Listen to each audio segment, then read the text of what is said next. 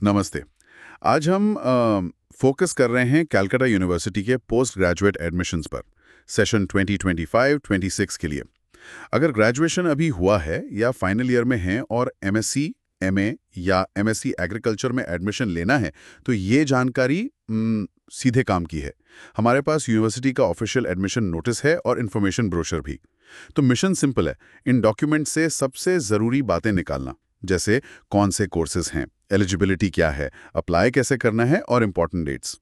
चलिए इसे थोड़ा इजी बनाते हैं। बिल्कुल। देखिए, ये एक सेंट्रलाइज्ड एडमिशन प्रोसेस है यूनिवर्सिटी डिपार्टमेंट्स और एफिलिएटेड कॉलेजेस के लिए। लेकिन हाँ, ऑटोनॉमस कॉलेजेस इसमें शामिल नहीं है। फोकस है साइंस, टेक्नोलॉजी, एग्रीकल्चर और होम साइंस फैकल्टीज पर। और ये उनके लिए है जिन्होंने 3 साल का बीएससी या बीए ऑनर्स या उसके इक्विवेलेंट किया है।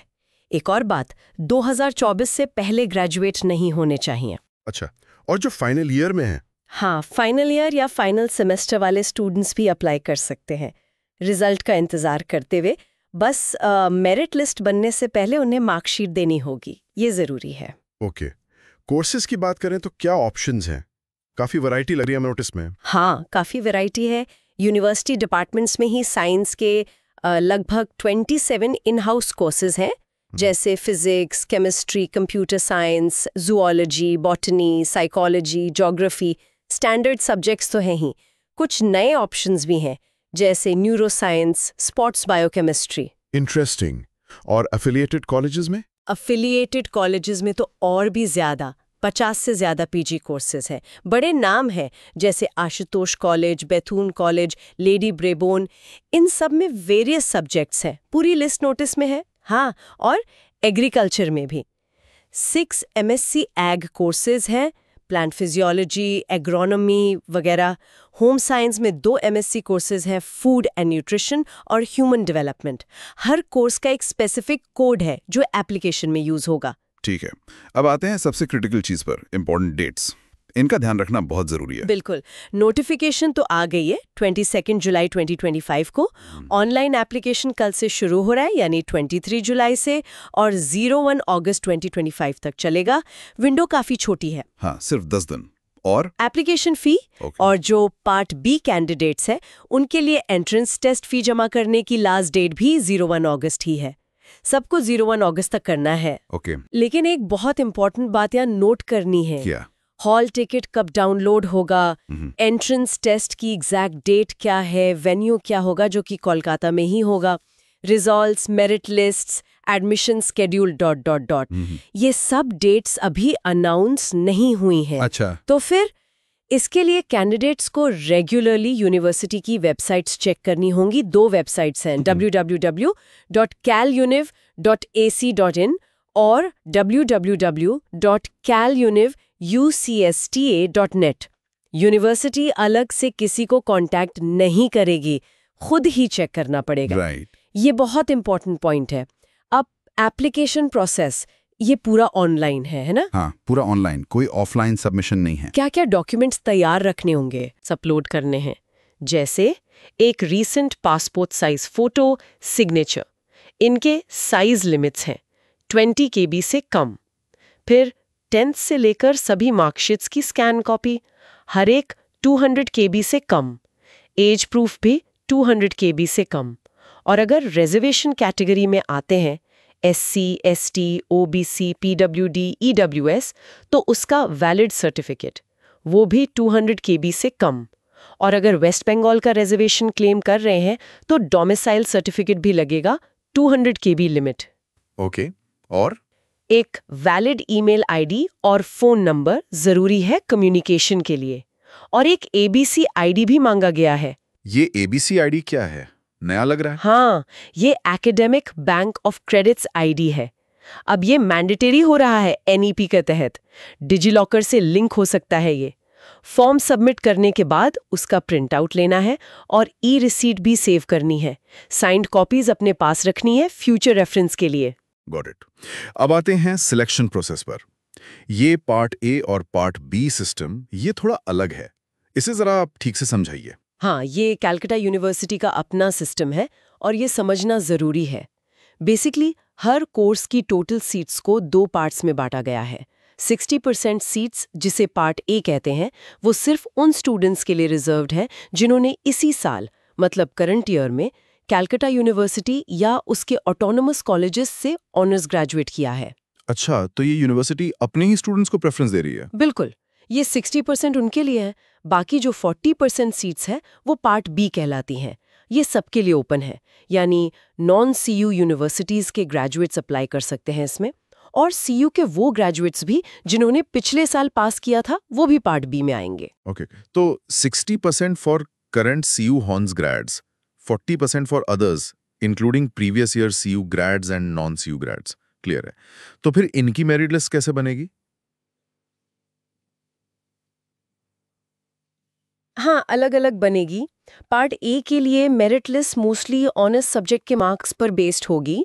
CBCS सिस्टम के हिसाब से जो रेलेवेंट पेपर्स हैं उनके मार्क्स देखे जाएंगे। कुछ स्पेसिफिक कोर्सेज हैं जैसे atmospheric science, biophysics, biotech etcetera, उनमें थोड़ा अलग फॉर्मूला है। वहाँ हॉर्न्स मार्क्स को 60% वेटेज और जनरल या गी सब्जेक्ट्स के एवरेज को 40% वेटेज दिया जाएगा। ठीक है। और पार्ट बी के लिए? पार्ट बी के लिए मेरिट पूरी तरह से एंट्रेंस टेस्ट के स्कोर पर डिपेंड करेगी। बस टेस्ट स्कोर देखा जाएगा। अच्छा, तो ये एंट्रेंस टेस्ट का फॉर्मेट क्या है और ये किसके लिए कंपलसरी है? ये कंप्यूटर बेस्ड टेस्ट CBT होगा, ऑनलाइन एग्जाम कंप्यूटर पर। Okay, CBT। हाँ, questions multiple choice questions MCQ format में होंगे। मार्किंग सिस्टम भी क्लियर है। हर सही जवाब के लिए +2 मार्क्स, और गलत? गलत के लिए -0.5 मार्क्स नेगेटिव मार्किंग है, ध्यान रखना होगा। ओके, नेगेटिव मार्किंग है। और अगर अटेम्प्ट नहीं किया तो? अटेम्प्ट नहीं करने पर 0 मार्क्स, कोई पेनल्टी नहीं।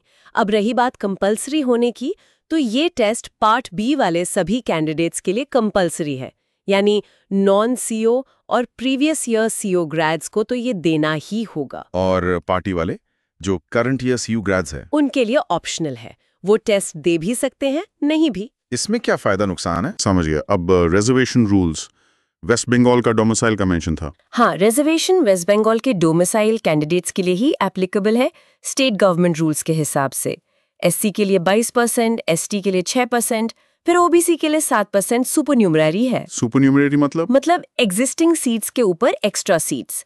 ऐसे ही EWS के लिए 10% सुपरन्यूमररी रिजर्वेशन है, और PWD पर्सन्स विद डिसेबिलिटीज के लिए 5% हॉरिजॉन्टल रिजर्वेशन है। यानी हर category general, SC, ST, OBC में 5% सीट्स PWD कैंडिडेट्स के लिए होंगी। ये रिजर्वेशन पार्ट ए और पार्ट बी दोनों में सेपरेटली अप्लाई होगा। और इसके लिए वैलिड डोमिसाइल सर्टिफिकेट लाजमी है? बिल्कुल, बिना वैलिड डोमिसाइल सर्टिफिकेट के वेस्ट बंगाल का रिजर्वेशन क्लेम नहीं कर सकते। जो वेस्ट बंगाल के बाहर के कैंडिडेट्स हैं वो अनरिजर्व्ड कैटेगरी में ही कंसिडर होंगे। एक नोट और है कि OBC रिजर्वेशन फ्यूचर में लीगल एडवाइस के बेसिस पर मॉडिफाई हो सकता है, तो वो चेक करते रहना होगा। ओके, एक और टर्म था नोटिस में, ऑर्डर ऑफ प्रेफरेंस। ये क्या चीज है? हाँ, ये भी बहुत इंपॉर्टेंट है, स्पेशली अगर कोई कैंडिडेट एक से ज्यादा कोर्स के लिए एलिजिबल है और अप्लाई कर रहा है।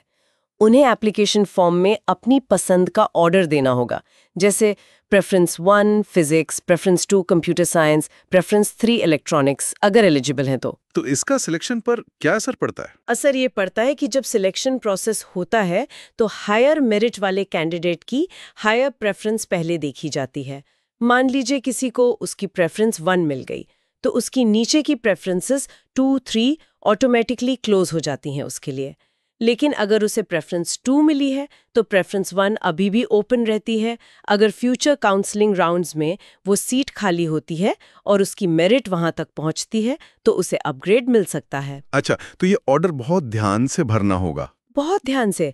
गलत ऑर्डर भरने से अच्छे मार्क्स होने के बावजूद मनपसंद कोर्स हाथ से निकल सकता है। राइट। तो सारी बातों का निचोड़, मतलब समरी यही है कि एलिजिबिलिटी ठीक से चेक करें, डेडलाइंस बिल्कुल मिस ना करें, डॉक्यूमेंट्स पहले से तैयार रखें, और सबसे इंपॉर्टेंट, यूनिवर्सिटी वेबसाइट को अपनी डेली रूटीन का हिस्सा बना लें जब तक एडमिशन ना हो जाए। बिल्कुल सही। और एक आखिरी टिप, ब्रोशर के सेक्शन 3, 4, 5, 6 में हर कोर्स की डिटेल्ड एलिजिबिलिटी दी गई है। कुछ कोर्सेज में स्पेसिफिक सब्जेक्ट कॉम्बिनेशंस चाहिए होते हैं ग्रेजुएशन में, या 10+2 लेवल पर भी कुछ रिक्वायरमेंट्स हो सकती हैं, जैसे बायोकेमिस्ट्री, बायोफिजिक्स, एनवायरमेंटल साइंस में। तो अप्लाई करने से पहले जिस कोर्स में इंटरेस्ट है उसकी एलिजिबिलिटी डिटेल में ज़रूर पढ़ लेनी चाहिए। सेक्शन 23 में सीट्स का डिस्ट्रीब्यूशन भी है। परफेक्ट। तो ये था कैलकाटा यूनिवर्सिटी के पीजी एडमिशंस 2025-26 का एक क्विक रैप अप। याद रखें, एप्लीकेशन विंडो 23 जुलाई से 1 अगस्त तक है, टाइम कम है। हाँ, और एक आखिरी सवाल छोड़ जाती हूँ सोचने के लिए। जब आप अपनी ऑर्डर ऑफ प्रेफरेंस सेट कर रहे हो तो क्या सिर्फ अपने कोर्स सब्जेक्ट से जुड़े कोर्सेज पर ही फोकस करेंगे, या फिर उन इंटरडिसिप्लिनरी कोर्सेज को भी सीरियसली कंसिडर करेंगे जिनके लिए आप एलिजिबल हैं, जैसे एनवायरमेंटल साइंस या बायोटेक्नोलॉजी? ये चॉइस आपके फ्यूचर करियर पाथ को कैसे शेप कर सकती है, इस पर ज़रूर विचार कीजिए। ऑल द बेस्ट सभी को, और वेबसाइट चेक करते रहिए।